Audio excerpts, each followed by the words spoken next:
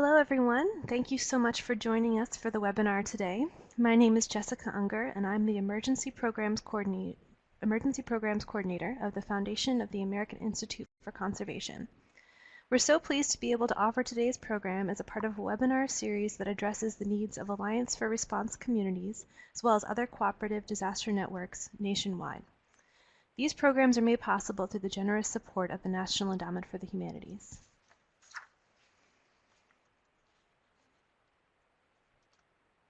I see many familiar names in the attendee list today, and I hope that many of you will be able to likewise join us for the final two webinars of this series. Those sessions will address two key topics that are essential to cooperative disaster networks: how to communicate effectively during an emergency, and how to successfully seek funding for your projects. Before we dive into the presentations, a couple of brief technical notes. On your screen, you'll see several boxes, including one labeled Chat on the left-hand side of your screen, one labeled Web Links, and one labeled Files on the bottom. Use the chat box to say hello, ask questions, and share information. If you post a question, you'll receive a response either from me or my colleague, Tiffany Emig. Any questions will be noted, collected, and then I will ask them of the presenter following their talk. To use the Web Links box, click on the link that you want to see and highlight it in blue. Then click the Browse To button to go to that site. In the Files box, click on the file you want to download and highlight it in blue, then hit the Download File button. If you are unable to attend any of these upcoming sessions or missed a past program, don't fret. We've been recording all programs and we're hosting these sessions on AIC's YouTube channel, which is available at youtube.com/user AI Conservation. An easier way to do that is to just click on the Web Links box, the AIC's YouTube channel, which will actually take you to a direct page with all of the archived AFR webinars. We're aiming to get all of the sessions up within a week of their recording time. For those of you who aren't familiar with the Alliance for Response initiative, I just wanted to begin by giving a bit of context about the history and goals of the program. Alliance for Response began almost 15 years ago with a key mission in mind: to help communities more effectively protect their cultural and historic resources. The immediate objectives are to 1. Build relationships, initiating an ongoing dialogue between cultural institutions and emergency managers and first responders. 2. To educate cultural heritage and emergency management professionals, working to raise awareness of the need to protect cultural and historic resources within communities, encouraging disaster planning and mitigation at archives, historic sites, libraries, museums. And finally, to develop strong, ongoing networks to facilitate effective local response. Many of you might be familiar with Alliance for Response as an initiative of heritage preservation. In May of 2015, Heritage Preservation closed its doors, but fortunately many of its programs transferred to the Foundation of the American Institute for Conservation at that time. Alliance for Response and other emergency initiatives at Heritage Preservation joined forces with the emergency initiatives currently underway at FAIC, including the National Heritage Responders, formerly known as AIC CERT, a team of trained collections care professionals who can provide on-the-ground support for impacted cultural heritage institutions. You can find out more information about the National Alliance for Response initiative and the existing networks by visiting our website at heritageemergency.org/AFR, again listed in the Web Links box below. Before I turn things over, we just wanted to get a sense of who's on the webinar today, and for those of you who have been on the program before, you're familiar with some of these questions. So just a few quick poll questions that I'm going to pull over. Are you currently involved with an Alliance for Response network? Please go ahead and share your answers.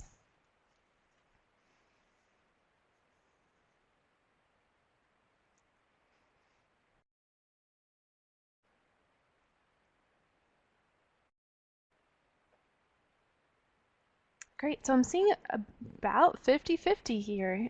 So about half of you are currently involved with the network, and several of you aren't. So it's great to know that we're reaching out to those who aren't as familiar with Alliance for Response. Hopefully we can get more people online. Next question.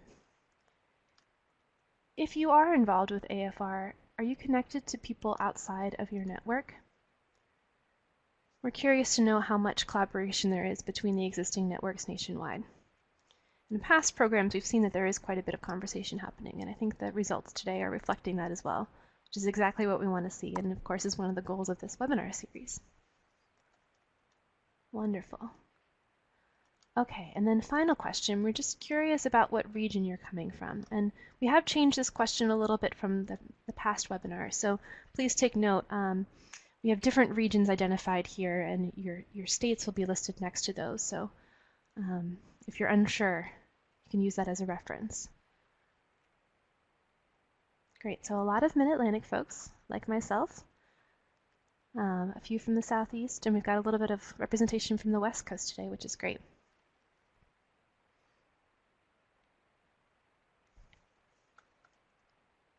Wonderful. Thank you all so much for that. It's just helpful for me and for our presenters to get a sense of who is on the program today. So today we're so fortunate to be joined by our fantastic presenter, David Carmicheal, and our discussant, Chief Joe Boney. A bit about our speakers today. David Carmicheal is the State Archivist of Pennsylvania. Before coming to Pennsylvania in 2014, he directed the Georgia Archives from 2000 to 2012. During which time he oversaw the design and construction of the award-winning Georgia Archives building and helped lead national efforts in emergency management, particularly for the protection of essential government records. Before becoming State Archivist of Georgia, he was Director of Records and Archives for Westchester County, New York, for more than 16 years. He received his master's degree in History and Archives from Western Michigan University, and he is a Fellow of the Society of American Archivists. Our discussant, Chief Joe Boney, started his career with the Biloxi Fire Department in 1984. He worked his way up through the ranks, and in July 2013, he was appointed by the mayor to his current position as Director of Fire. He is the founder and currently serves on the board of the West End Hose Company No. 3 Museum and Fire Education Center. He is a state director for the Southeastern Association of Fire Chiefs, a member of the Mississippi Fire Chiefs Association, and the International Association of Fire Chiefs. Chief Boney has received the Medal of Valor for his service during Hurricane Katrina and was the Biloxi Lions Club Outstanding Citizen for 2015. Most recently, he was named Fire Chief of the Year by the Mississippi Burn Foundation's 2016 Hearts for Heroes. We're so lucky to be joined by these two wonderful speakers today, and with that, I'm pleased to turn things over to David Carmicheal. Thank you very much, Jess. I appreciate what you and AIC are doing, and it's great to be here again today to talk about tabletop exercises. I love the idea of exercising without leaving my seat, as my wife will tell you.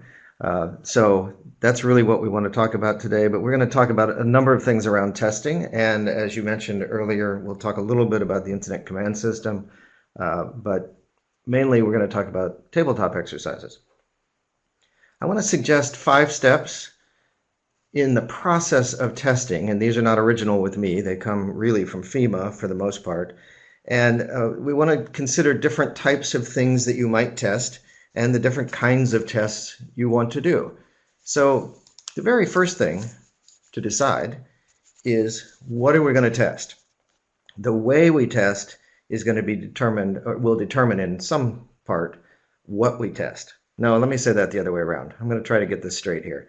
What we test will determine how we test. All right, that's a better way to say it. So what might you test related to disaster planning? The first thing, of course, is the disaster plan itself.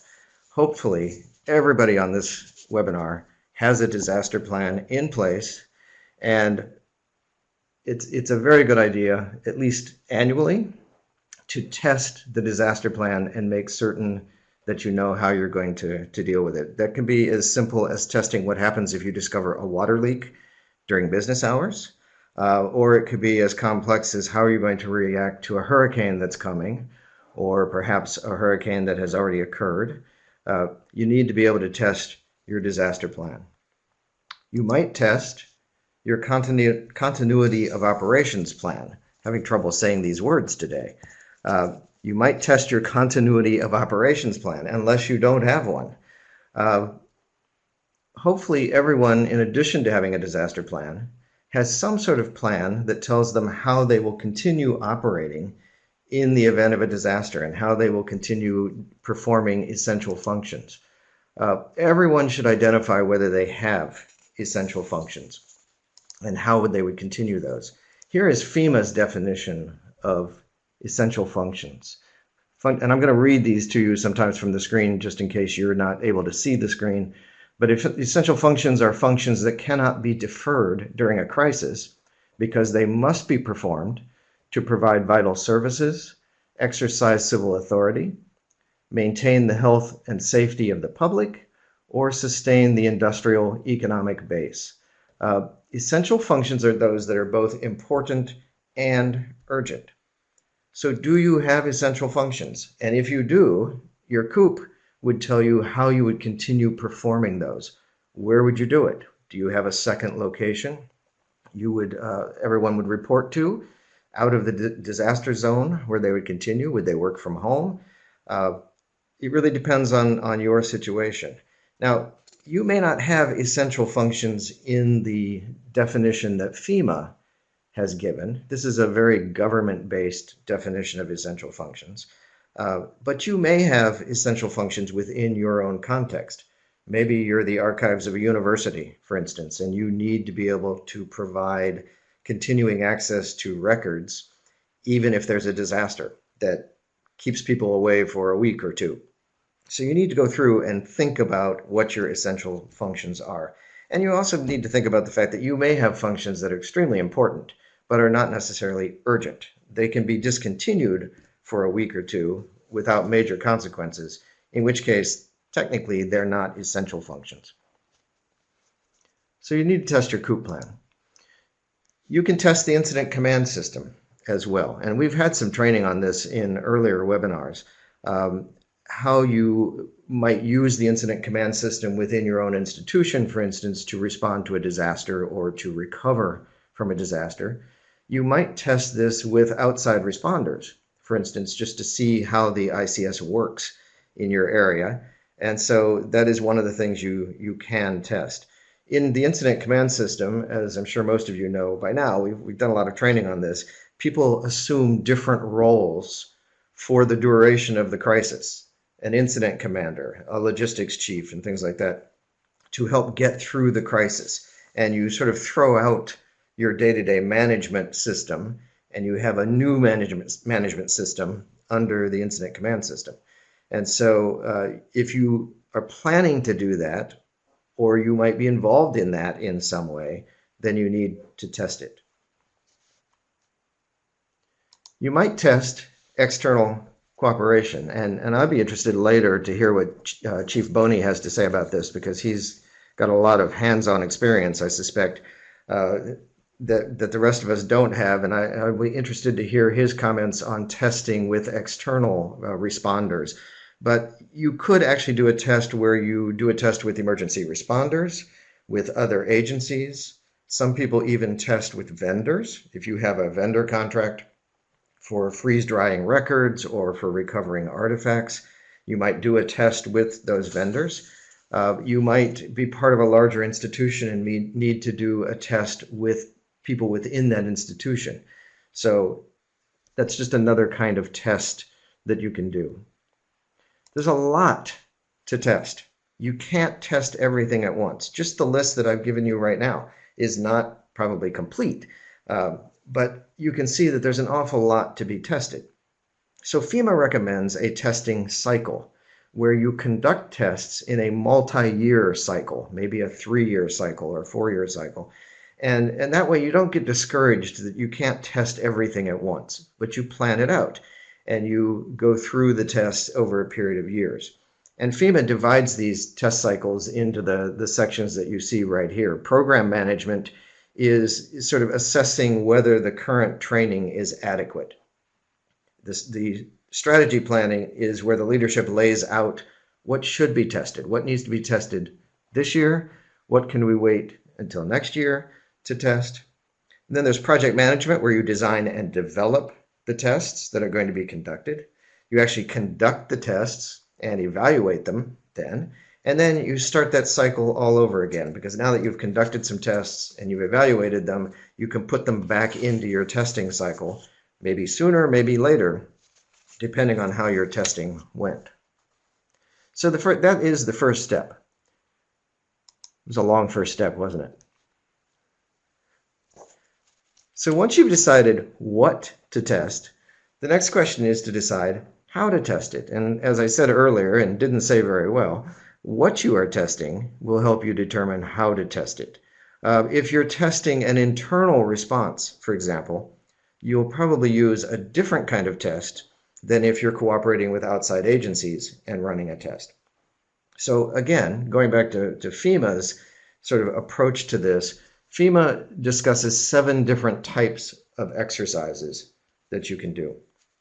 And again, there are probably many other kinds, but we'll just look at these 7. The first 4 are discussion-based exercises. The last 3 will be operations-based exercises. So discussion-based exercises, as you can imagine, involve talking more than doing. And the first one that FEMA suggests is a seminar. A seminar is basically just a lecture or a presentation. And you normally use it if you are trying to orient people to an existing plan. So you have a plan, you need to train them on it, you use a seminar type of exercise. We wouldn't often think of that as an exercise, but it fits within that discussion-based category. The second is workshops. Workshops are distinguished from seminars in that there's usually a lot more participant discussion in a workshop than in a seminar. So it might include, for instance, breakout sessions. It's often used to develop a plan. So if a few minutes ago you realized, oh, we don't have a continuity of operations plan, here's what you might do to develop one. You would hold a workshop where you could have some breakout sessions and you could begin to develop this plan. And then you might use a seminar to socialize that plan with all the people who need to know about it. So the workshop is just a little bit more interactive than the seminar. The third type is the tabletop exercise. A tabletop is a group discussion that is based on a hypothetical scenario. We're going to spend a lot of time in a few minutes talking about that. And you use it to test existing plans. So you got to have a plan in place first and people trained to that plan before you begin doing tabletop exercises. So we'll come back to that in just a moment. The fourth kind of discussion-based exercise is actually a game. And here, a game is a model or a simulation where you're testing strategies and you explore the consequences of making various decisions. Now, I have never done a disaster scenario game, I must admit. I'm too old maybe to get into games too much. But if you Google the phrase FEMA games, you're going to find online games that FEMA has developed, including a zombie game, believe it or not. I was very tempted to try it and I didn't do it, but I urge you to go out and try it. There are even zombie games that you can use. All right, I'm not planning for the zombie apocalypse, but maybe others are. So those are all the discussion-based types of exercises. The other 3 types of exercises are operations-based. And operations-based exercises involve actually deploying resources and personnel.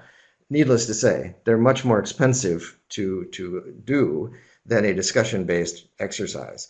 And the drill is the first kind of operations-based exercise where you test a very specific operation in a single agency. Every person listening to me has participated probably many, many times in drills. We all do fire drills. From the time we're small children, we do fire drills where you're actually testing and you're deploying the resources to test your response to a fire drill. You may do tornado drills and things like that. So drills are very important kinds of exercises that we're very familiar with. Functional exercises are a bit bigger than drills. They're smaller than a full-scale test, which we're going to talk about in a second. But within a functional exercise, normally you are evaluating multiple functions within a single agency or across many agencies. So you're not just testing one function, which is escape the fire, but you are testing multiple functions. And usually you simulate the deployment of resources. You might not actually deploy resources, but you simulate that. And functional exercises are often used to test the Emergency Operations Center, for example. Many agencies come together and they test how the EOC is going to work during an actual disaster. So functional exercises are very important. And then finally, the major operations-based exercise is a full-scale exercise. It is highly unlikely that an archives or a museum or a library will initiate a full-scale exercise. They are big, they're expensive, but you may, if you're lucky, get invited to participate in such an exercise, even if you don't initiate one, which is another good reason to get to know your emergency responders, because they might allow you to participate in the exercise just to see how they operate during a full-scale exercise. Full-scale exercises are always multi-agency. They're normally multi-jurisdictional. They cross boundaries, and they actually deploy resources in a coordinated response of some sort. One example that FEMA includes online, you can Google it and see, includes a severe storm response test. And it actually takes place in a local park, and they test the incident command system with many different people responding. They test search techniques. They test medical triage and splinting and bandaging and things like that. So a lot of interesting things going on at a full-scale exercise.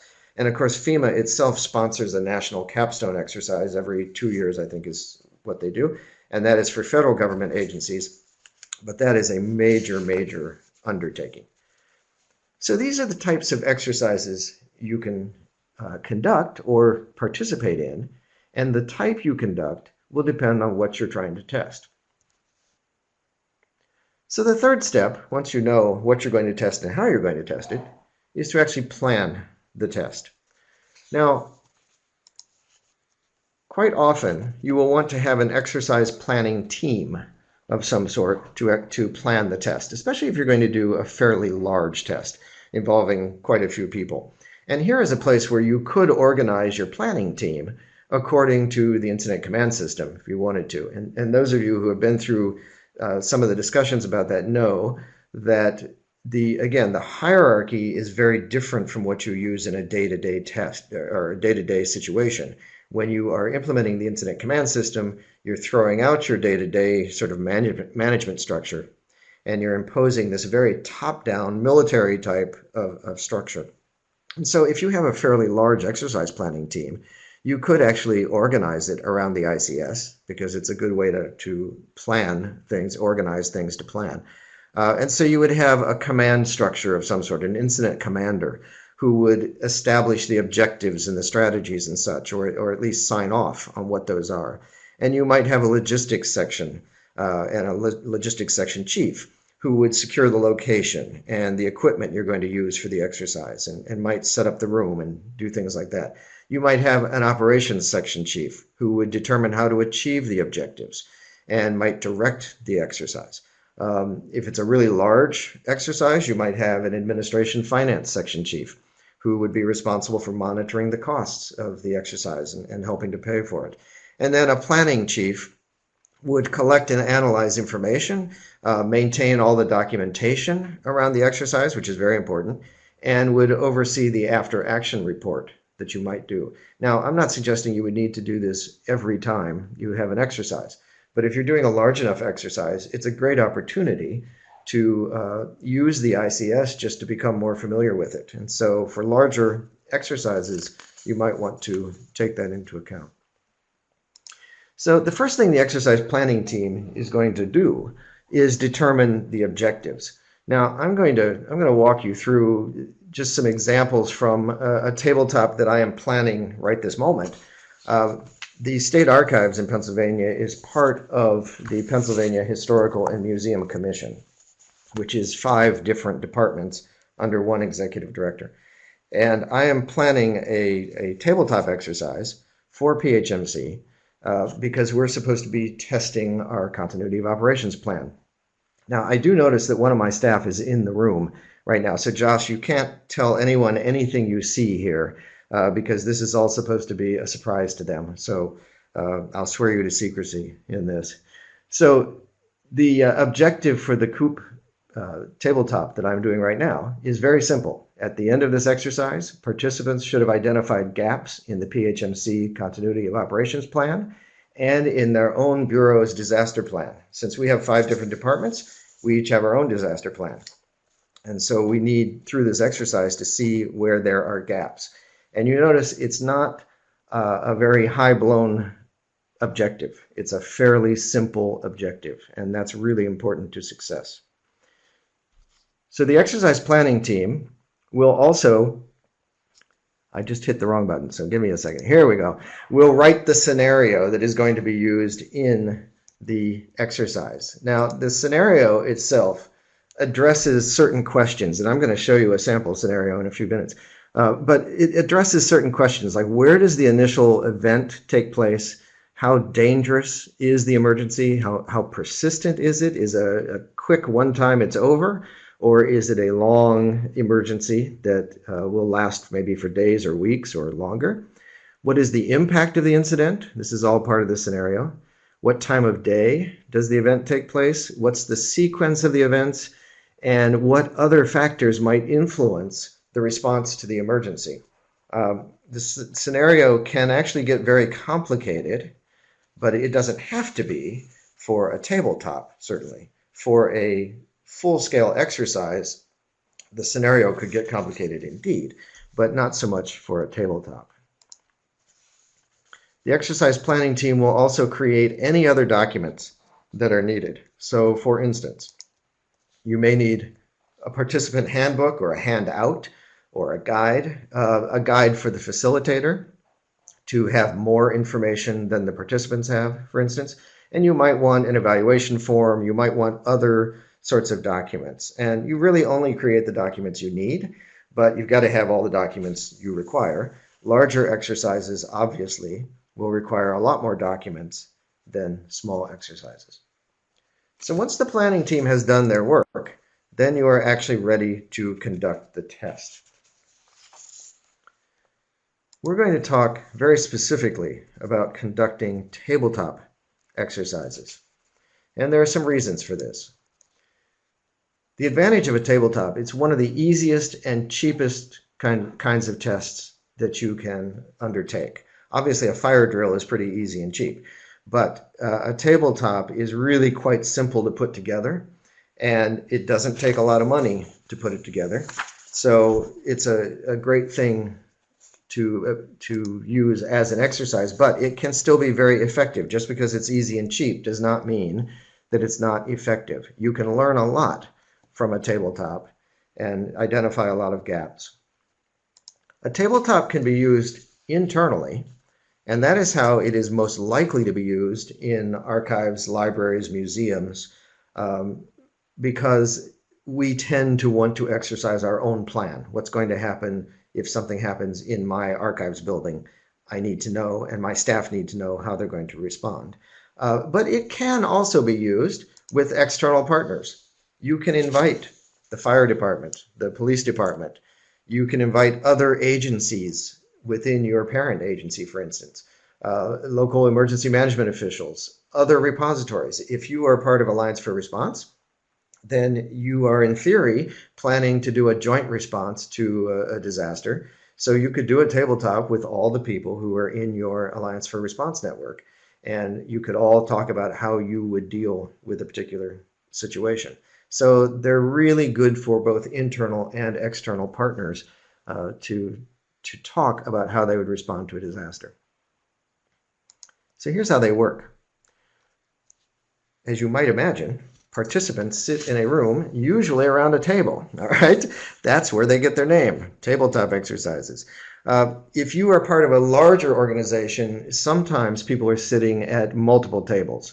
So for instance, let's say you're part of a library in a university, and you're doing a tabletop exercise that is a campus-wide tabletop. In your room, you might have a table for administration, you might have a table for campus police, a table for the library, whatever tables you need. And the people at those tables will discuss their responses and then give them. Often in a tabletop, though, you just have all the people sitting around one table, and they can all talk about what happens. So a presenter then explains what's going to happen in the exercise, And hopefully before the exercise has happened, all the participants have received some sort of heads up about what's going to happen. They've gotten a briefing that says, we're going to be doing a tabletop and you need to come prepared to talk about how you would respond to a disaster. In the tabletop that I'm doing for PHMC, we will have people bring their Coop plan and bring their disaster plan and anything else that they would use during an emergency. A call list, for instance, a pocket response plan, things like that. So you want the people to come prepared. The presenter explains the ground rules of the exercise, which is really that people need to stay focused on the exercise and not get way off on tangents. And then the presenter introduces the exercise scenario. So here is the scenario that is the introductory scenario to the exercise I'm writing for PHMC. Again, I'm going to read it to you just in case you can't see the screen well enough, and I don't mean to read slides to you. The scenario is Wednesday at 12:30 p.m. As a result of heavy rainfall, the National Weather Service issues a flood warning for Harrisburg, which is where we're located, and estimates that major flooding will occur within 12 hours. Areas around the Capitol complex are experiencing minor flooding, including the garage and main entrances of the archives and State Museum. There are reports from the maintenance staff of leaks in the archaeology lab in Keystone, the fifth floor reception area of the State Museum, and on levels 3 and 9 of the State Archives Tower. Traffic is beginning to back up on I-81 and I-83, and many local schools and child care facilities are closing early. As a result, many employees are asking to leave early. The executive director is in Italy and is due to return Sunday afternoon. Okay, I'm going to give you a little better explanation of that scenario in just a few minutes, but you can see that's just setting the stage, that we've got a flood coming and we need to do something about it. There are lots of little details in there I'll share with you in just a few minutes because this is very specific to our office. So after the scenario is introduced, then the participants simply discuss how they would respond to that scenario as presented. If people are seated in functional groups, like all the police together and the library together and that sort of thing, then each group would discuss their response and then report back to the entire group. All right. Normally in a small exercise, though, everyone simply sits around the table and talks about how they would respond to this particular scenario. The facilitator leads the discussion and answers questions as appropriate. Basically, the people only know what the scenario tells them, and so the facilitator does not make up information to give to them. They can only know what the scenario tells them. But if the participants need clarification, then the facilitator clarifies situations. So somebody might say, you know, how are we supposed to respond? Are we supposed to respond based on our current responsibilities or our role within the incident command system, for instance, if you happen to use that in your facility? So then the facilitator would answer those kinds of questions. You could have other people in the room. It's always a good idea to have a recorder to collect data and to capture questions and capture sort of parking lot items that need to be discussed later. And you can also have observers who don't participate. Often those are the VIPs who want to see what's going on but are not really involved in the response to it. And so you have a different, they don't really participate in the scenario, but they're there just to watch. So let's go back to this scenario for a moment. And here I've highlighted a few of the points. And I didn't highlight at the first that it's Wednesday at 12:30 p.m. Now, what's going to happen in this exercise is the people who are participating will know it's a Wednesday, so we're open to the public. We're not open on Monday and Tuesday, so that would be a different scenario. So they're going to know we're open to the public, and it's 12:30 p.m. Obviously, lots of people are at lunch at 12:30 p.m., so there is a factor that's going to come into this scenario. Notice that it deals with major flooding. This is a very, very common occurrence in Harrisburg. We don't have a lot of earthquakes or tornadoes, and so I didn't use that in the scenario. I used something that's very realistic to our particular situation. I then talk about the leaks that are in Archaeology Lab, 5th floor reception, and level 3 and 9 of the State Archives Tower. Now, The people who are participating in this exercise are going to be bureau directors who will each have a different priority when they read this. If you're the museum director, the archaeology lab is going to be very important to you.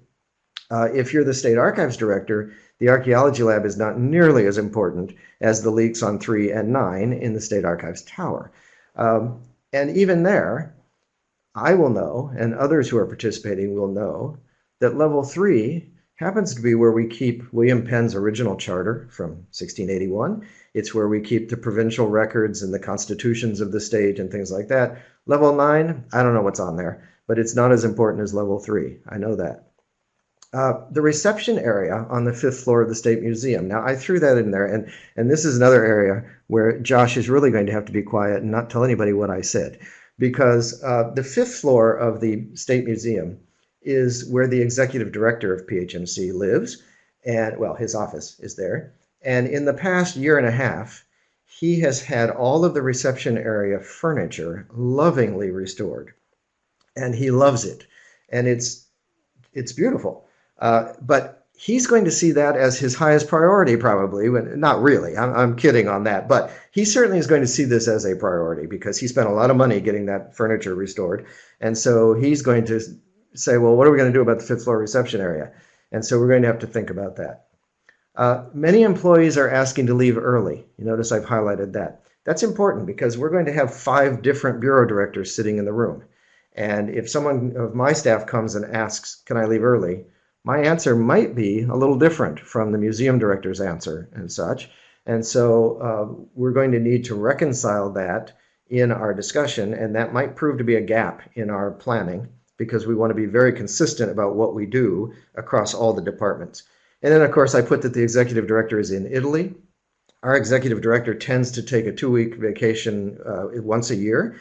And last time he was in Italy, and when we have problems, it's very important to know who is in charge when he's not there. So I threw that in just as a realistic sort of situation. If he's not there, what are we going to be doing and who's going to be in charge and how do we address this?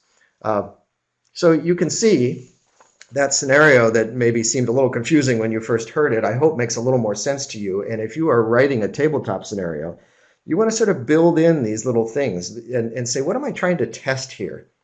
I don't want to make this too easy. So let's put some things in that I know are going to shake some people up as they talk about it. So the facilitator, after everybody reads the scenario, is going to start asking questions, such as, what is your bureau's very first priority? And what's the first action you're going to take? And what are you going to tell the staff if they want to leave? These are just suggested questions and sample questions. But as you're writing a tabletop exercise, you want to come up with questions that the facilitator will use to sort of draw out the discussion. And I think what often happens is once the discussion starts, you don't need a lot of questions because people will really get talking and you'll identify gaps and you'll need to talk about those. You don't really want to get way off on solving the gaps right that moment, but you certainly want to note them and say, we need to come back and resolve that gap in our planning after this exercise ends. Now, that in itself is interesting enough, I think, but throughout the exercise, the facilitator also introduces what are called injects, I-N-J-E-C-T, injects. And I'm going to explain this one. I have in the tabletop that I'm planning for PHMC, I think I have 5 injects, and this one I believe was number 4. And it assumes that the State Record Center is the primary alternate site for the Coop plan. And yes, this is the 4th inject. And you will notice at 10:45 a.m., the State Record Center loses all connection to the state's computer networks. Okay, so what the scenario has said up to this point is there's this flood coming. You saw all of that. The first inject takes us to the next day where everything is closed down in Harrisburg. And we need to maintain essential services. So where are we going to do that? Now, I happen to know what most other people at our tabletop exercise will not know is I've looked at the Coop plans of all the departments, and every one of them has named the State Record Center as their primary alternate site. So we have 5 departments that think they're going to go to the State Record Center, which, by the way, I manage. I happen to know that we have 1 extra computer at the State Record Center. We have no additional computer drops. We have no Wi-Fi. And I get this picture of 40 people descending on this building thinking that they're going to sit down at computers and start working. Nobody knows that that's not going to happen and it's not going to work. So that's going to be a major gap in our Coop plan. And we're going to have to talk about that. But we won't try to resolve that moment. We will set that in the parking lot and we'll say we're going to have to resolve that after the exercise is over. Let's go on with the exercise and just assume that we are at the State Record Center and we're all happily working to maintain essential functions. And now, by the time we get to the 4th inject, we're going to lose all computer network. And it could happen. So then the discussion is going to be, what do we do now if we don't have computers?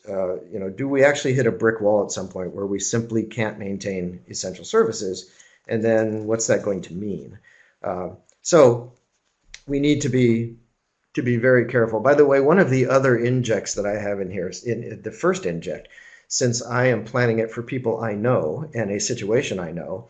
The first inject is that there are about 4 people who went out to lunch and can't get back to the building because of flooding. And I name the people. And I happen to know that these are the 4 people or 5 people in the archives and the museum who direct the response when we find a leak in the stacks or something. And so then the question is, okay, if these people aren't in the building, what are we going to do? Who's going to step up and take over from there? So all of these injects sort of lead new twists to the scenario to help you expose gaps in your planning, which is really what the key is.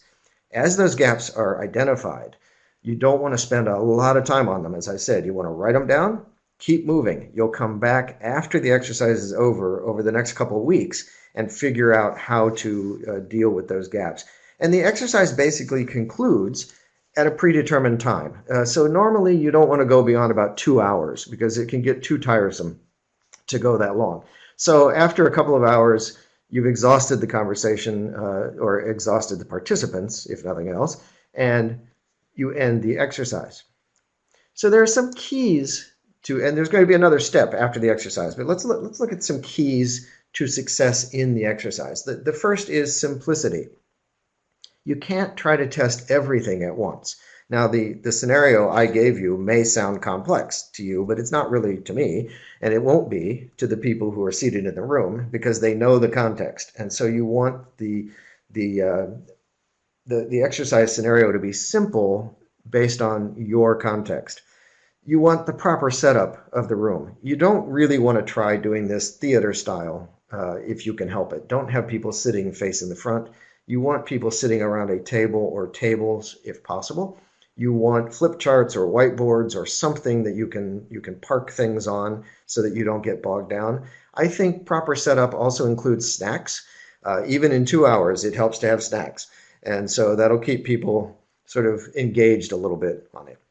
You want a very realistic scenario, and I hope I've demonstrated in the scenario I showed you. It is very realistic to our situation, our context, and as you're planning yours, you want to think about what is our context and plan a realistic scenario. You also want realistic injects. It is entirely possible that the 5 key people could be out to lunch and not able to get back to the building. And so we tried to use injects that are really quite realistic. It is entirely possible that we could lose connection to our computers. And so that is realistic. You want a limited time. You don't want it to stretch on and on and on. The discussion can stretch on because it becomes very interesting after a while about what are we going to do about this. And so you really want to set a time limit. You can always come back and do another exercise later on if you run out of time. And you also want prepared participants. People who have been trained to their roles. I think this is really important. It assumes that you have a disaster plan, that you have a continuity of operations plan, or whatever else you're trying to test. And it assumes that people have been trained to that plan. Train first, then test. Otherwise, it's just confusing to people. I don't know if you've ever heard an alarm go off and you have no idea what the alarm is. My wife and I, last week, were at a park, and we had just crossed a dam, and we saw this big siren, and we heard it go off. And we said, wonder what that means. And then my wife, we're walking down toward the river, and my wife says, oh, there's a big light flashing on top of the dam. I wonder what that means. And so we continued cautiously toward the river. And then we saw this huge sign, finally, that said, if you hear a siren and you see a light on top of the dam, leave the area. Because apparently water is being released from the dam, and the river can become very dangerous. Like, well, that's good to know. So you don't want to set people up for failure. You don't want to bring them in and say, we're going to test our Coop plan, and no one's ever seen the Coop before. That's really a disaster waiting to happen. So do the training and then do the testing and make sure people are prepared. Now, once you've done your training, you could do an unannounced exercise, certainly, and then have everybody come in and say, surprise, we trained you on the Coop, and now we're going to actually do an exercise about it. But you don't want to just bring them in without any training, because I think that's a disaster, prescription for disaster, shall we say. Finally, no test is complete until you evaluate the test. It doesn't really do any good unless you see how the test went and look for gaps in the testing. So the first thing normally you would do is called a hot wash. And a hot wash is basically getting the participant feedback immediately following the exercise while it's still very fresh in their minds. It could just be verbal feedback. What did you all think of the exercise? What do you want us to do differently next time? What did you really like that you'd like us to keep doing? It could be a survey, a written survey, a quick one, not long, but just a quick hot wash as the name applies. It's a rapid sort of thing. After that, you want to do a more formal written analysis of the exercise, especially if you've done a fairly complex exercise. Don't waste the lessons learned. So you want to do an after-action report of some sort. And if you've set everything up by the ICS, then your planning section chief would be responsible for making sure that the after-action report actually gets done. And the after-action report describes what happened in the exercise. It calls out what worked, what was really excellent practice. It calls out any issues, both with the exercise, but also the gaps that were identified during the exercise. It recommends improvements, both for the exercise and also for the gaps that have been identified. And if you're going to list the gaps and what needs to happen to fill them, you have to list who is responsible to fill that gap. There has to be one party or one person who is ultimately responsible for making sure that that gap gets filled. And there should be a due date for that action, a deadline to say, Josh is going to get this done no later than February 15th of this year. So that's all in the after action report. And then you share that with everyone who participated and perhaps those who didn't participate who need to know that sort of thing. And then lastly, your evaluation includes implementation. Don't just evaluate. You've got to implement. My wife and I lived in New York a long time, and we used to cross the Tappan Zee Bridge. And there was a couple of years where they were doing construction on the bridge, and there was this big electronic sign that was always on. And it would say, to avoid delays, consider alternate routes. And my wife and I would always laugh about that.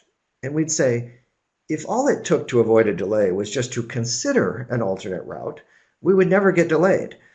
It's not enough to consider an alternate route. You actually have to take the alternate route, and then you might avoid the delays. And it's the same thing here. Don't just evaluate. You have to implement the recommendations, or you're not really getting to the heart of your exercise, which is to improve your practice in the long run. Then you want to, of course, incorporate what you've learned into your testing cycle. Remember, it's a cycle, 3-year maybe or 5-year cycle. And you want to begin your cycle all over again, this time hopefully improved based on what you have learned in your first exercise. So it's a cycle. Figure out what to test, how to test it, plan the test, hold the test, evaluate it, and then start your cycle all over again. I want to put up here some credits because, as I've said, this is not all original with me, obviously. Most of it is not. And there are some good sites here from FEMA and another PowerPoint that was put out by Alan Evans some years ago. And so I urge you to look at those if you have time to look at them. And I thank the people who put all of those together for information that I was able to use in this. So Jessica, I think at this point, if we have questions that I can answer, it'd be a good time. But I want to thank all of you for listening and appreciate it. Great. Thank you so much, David. That was a wonderful presentation. And I just want to remind folks, if you have any questions specific to the content that David just went over, do feel free to go ahead and add those to the chat window there on the left-hand side of your screen. And at this point, we'd love to welcome Chief Joe Boney into the conversation here. As I mentioned at the beginning of the presentation, Chief Boney is with the Biloxi Fire Department and has quite a bit of experience with doing these kinds of exercises. So Chief, did you want to perhaps talk a little bit about some of your experiences? Well, first I'd like to say thank you, Jessica and Mr. Carmicheal. That was a wonderful exercise, great presentation. It really hits all the key points that I think you're looking for your organizations. Ours is a little bit different. I was trying to liken what we do here to this exercise, and it's quite remarkable about, I guess I should say, quite remarkable of how it mirrors what we do.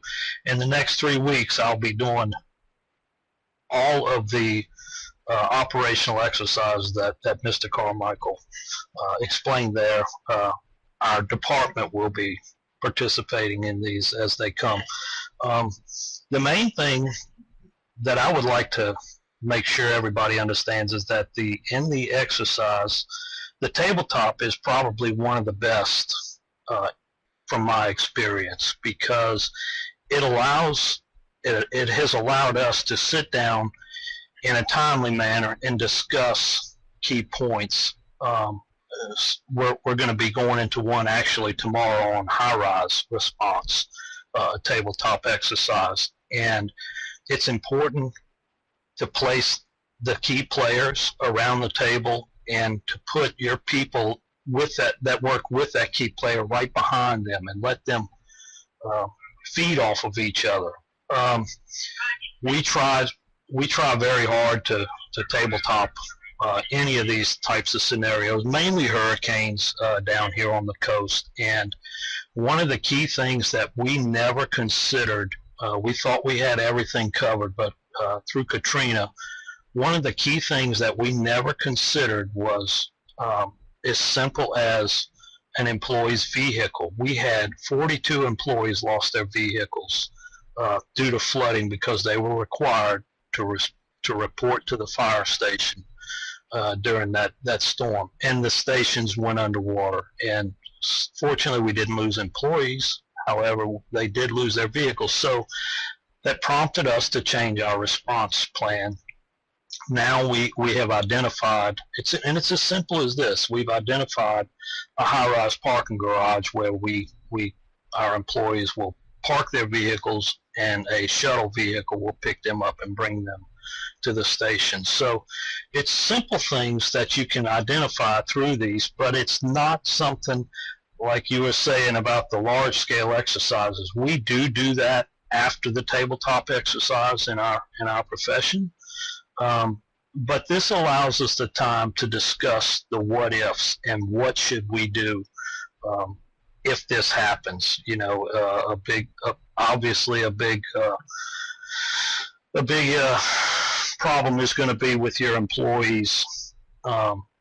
Like in your scenario, Mr. Carmicheal, the employees wanting to go home. Everyone wants to go home. We don't have that luxury in the fire department, so that's not an incident that we concern ourselves with. But it doesn't mean we don't have other issues. You know, I can tell you during Katrina, we went to the ICS system the day Katrina hit, and we were in that mode for 60 days before we went back to our normal operations. It took us that long. And we were very fortunate. We only had one employee who lost family members during that scenario. But we had over 60 employees who lost everything, their homes and everything. And so it's hard to keep them focused and on their job when this is happening and they know that they cannot go and, take care of their homes. But these are the kind of things that if you prepare and you train for, you may not agree with it, but you understand why you're doing these things. So it's very important that we train and prepare for any type of scenario. Chief Boney, I'm curious to know, on average, in any, I don't know, even if a year is too long of a time period to look at, but how many different training exercises will you typically do? In the fire department, we train every day except for weekends. So that means Monday through Friday we have some type of training going on. I know, like I said, we have a high-rise scenario coming up that will start tomorrow. Next week, we're going to be working on one of these large-scale incidents. We actually have an Air Force base here in Biloxi that we work closely with, and we will be working with them on a joint disaster scenario with involving a train, a derailment of a train, and release of hazardous materials. So we'll have them, the Air Force, ourselves, and the CSX Railroad will be working with us on it. We do that about 3 times a year, the large scale incidents, but we plan, and we also have, instead of a hot wash, we call them critiques. Anytime we have a structure fire, it is critiqued immediately afterwards, and I say immediately, 2 days afterwards. That incident is critiqued by every member that was involved with the incident, and we go through and discuss engine company by engine company, and then we go to ladder companies, the incident commander.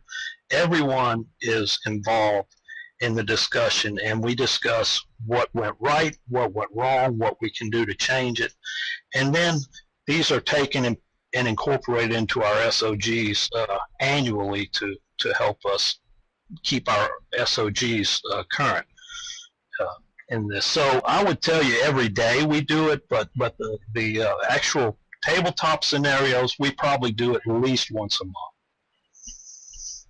That's great. And have you ever had an invitation from a cultural institution to come in and to do an exercise with them? We have not. We are anticipating that with one of our local museums, the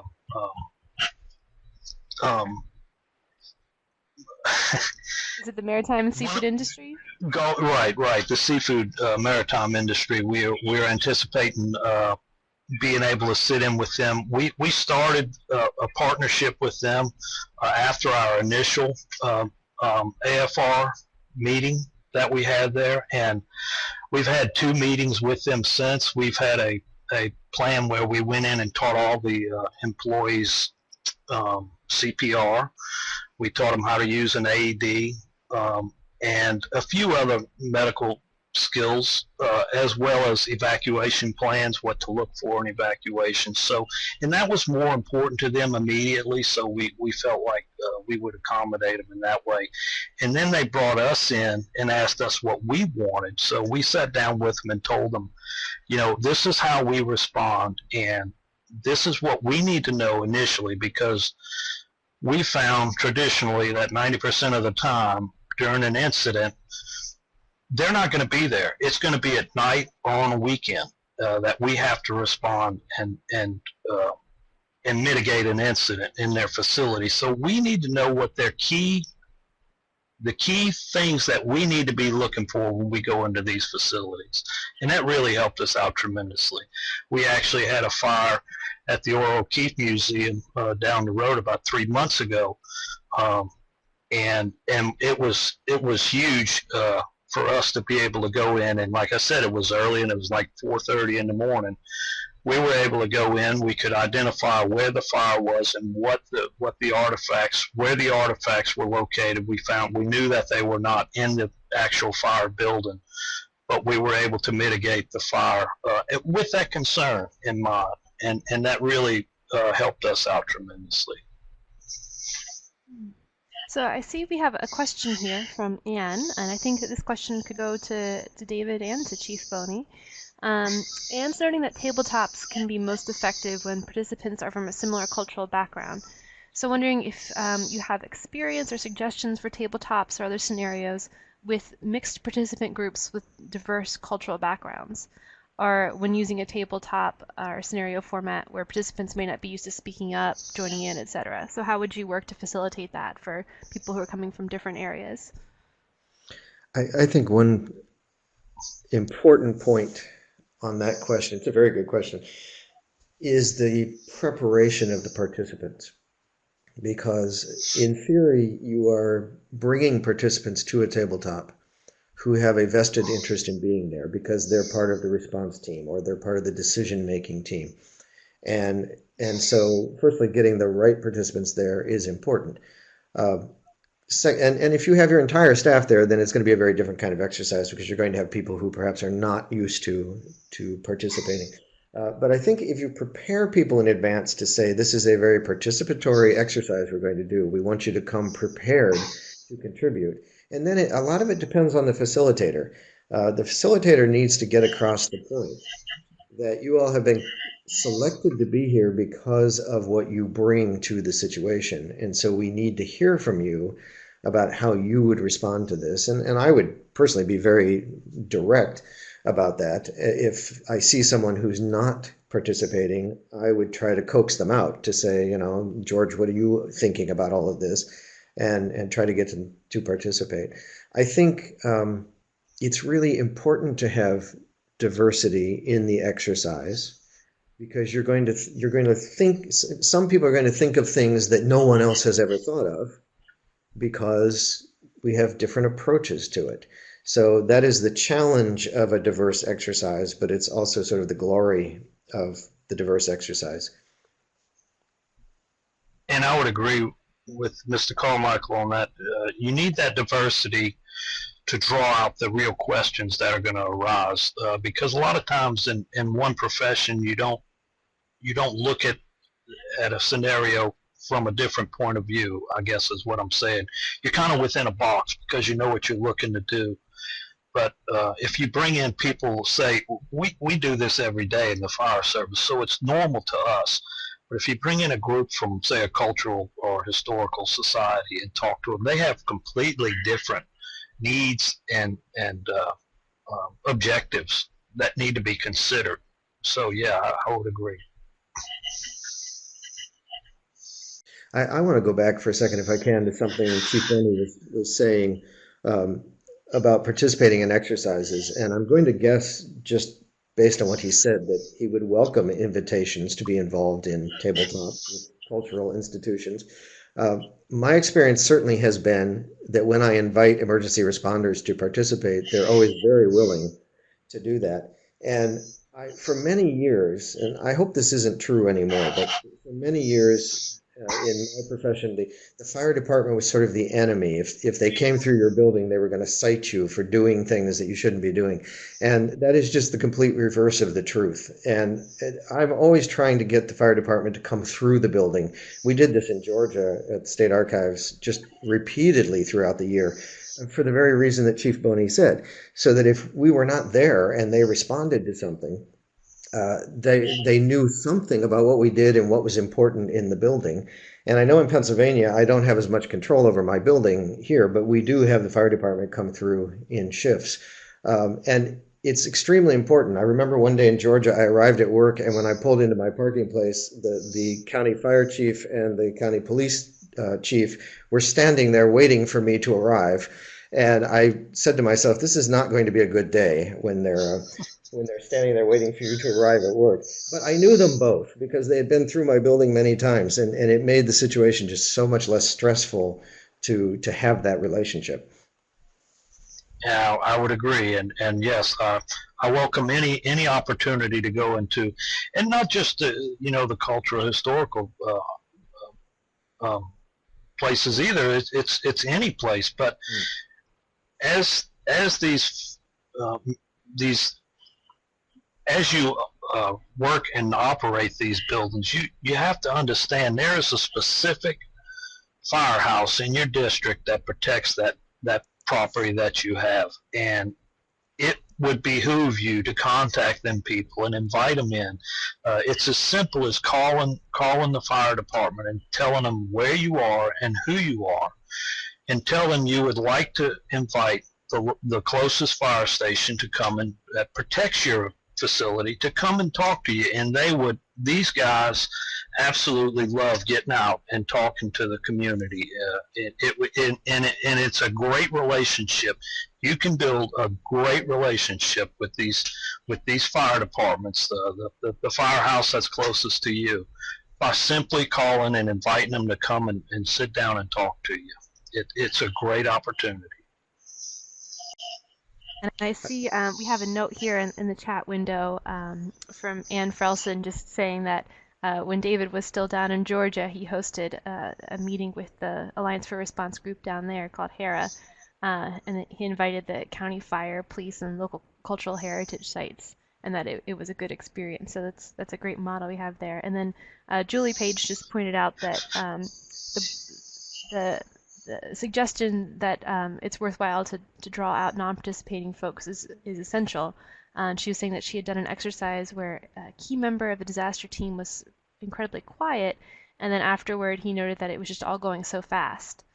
So it's important to keep in mind that when David pointed this out, the importance of preparing your folks before they go into the exercises, but to make sure that people are aware of some of these things. And she said that his future job was then to slow everyone down when they're going through those kinds of exercises. So it's important to keep in mind. It's something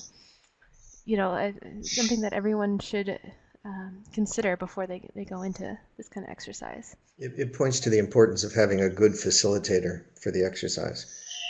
Definitely. And just a couple other notes here. Samantha Forsco is saying that they've been working on putting together dual training with emergency responders and people on their cultural response team they have there in Pennsylvania.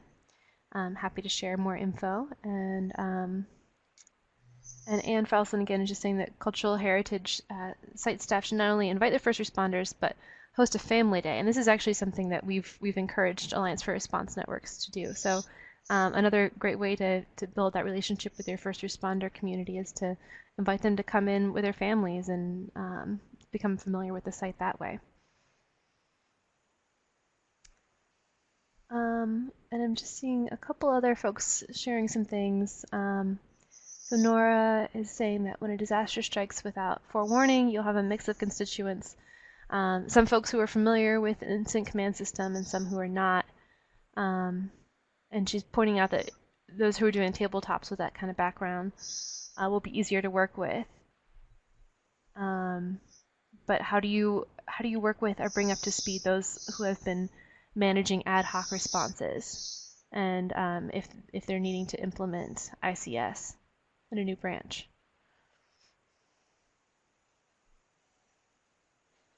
Well, I'll give you an answer, but I think the captain may be better off answering that than I.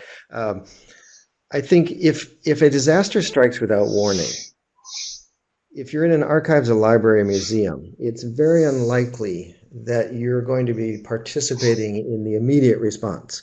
That's going to be in the hands of the professionals who come and who are concerned about life safety and stabilizing the incident. And that's the first thing they have to do. And then property damage and trying to mitigate that comes third. And that's really often where collections come in. And so often, and if I'm not here to pitch a book, but in the Implementing the Incident Command System book, I talk about the fact that you're most likely to use ICS in a long recovery from something or use it as a planning tool. If you're in a long recovery, you're going to have to prepare people who are coming to help. And if they're not familiar with the ICS, there you may need to have a handout or something, or a 15-minute orientation for newcomers coming into the response, and teach them quickly about the ICS and how they need to receive orders from one person and one person only. They report back to one person only, and understand the hierarchy that they're working in so that they can meld in very seamlessly. But again, I think Captain Boney probably has a better perspective on that than I will ever have. Well, I would answer that. I would agree with you. If you do not use ICS on a regular basis, you're not going to remember to stay fluid with it.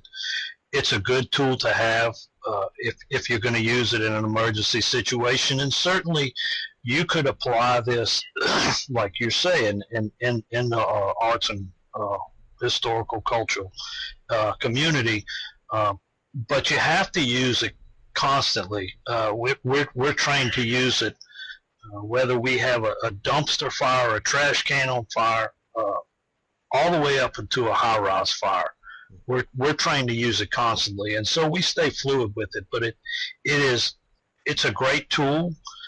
But if you don't continuously use it, it's not going to do a whole lot of good to the normal people.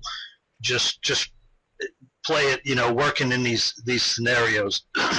It's a great tool, and it's great to learn, and you should learn it. It gives you a lot of insight on how the emergency service community works.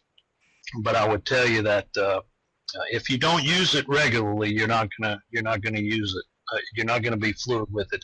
Don't let it scare you. ICS is something that a lot of people outside of the emergency services community shy away from because of the complexity that it is. But it can be as simple. Like I said, we use it simply as when we go to a dumpster fire. We establish command, we tell them what we're doing and how we're going to do it, and that's as simple as it goes from the incident commander. But it can go all the way up to multi-jurisdictional incidences like 9/11 and stuff. So don't let it scare you. At the level at which you would be using it, I would highly suggest that you learn how to use it, but don't worry about being proficient in using it.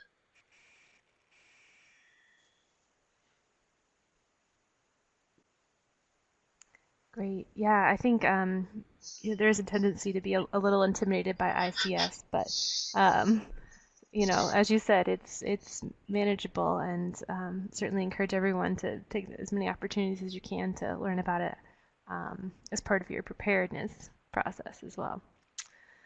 Well, I would like to just remind folks that if they have any lingering questions to go ahead and add those to the chat box, but a reminder that this presentation will be available to view again in our YouTube channel, so you can come back and check out some of this info. And I imagine that David and Joe might also be willing to answer some questions offline as well.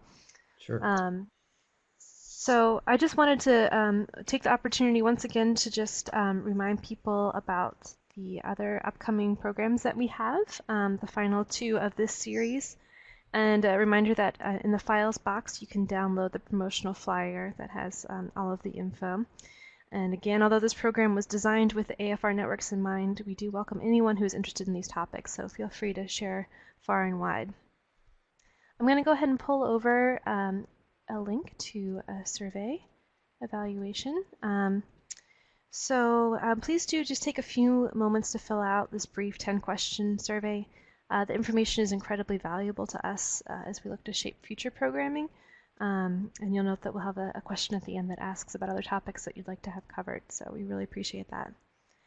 I want to thank everyone for taking the time to join us today, but a special thanks to our wonderful presenter, David Carmicheal, and our discussant, Chief Joe Boney. You guys have so many wonderful insights into this topic, and I hope everyone's feeling energized to go and conduct some of their own exercises after this.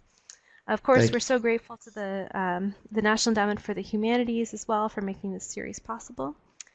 And I just want to tell everyone to have a wonderful Thursday, and we hope to see you at our next session on Tuesday of next week, the 24th, again, 1 p.m., same time, same place. Thanks so much.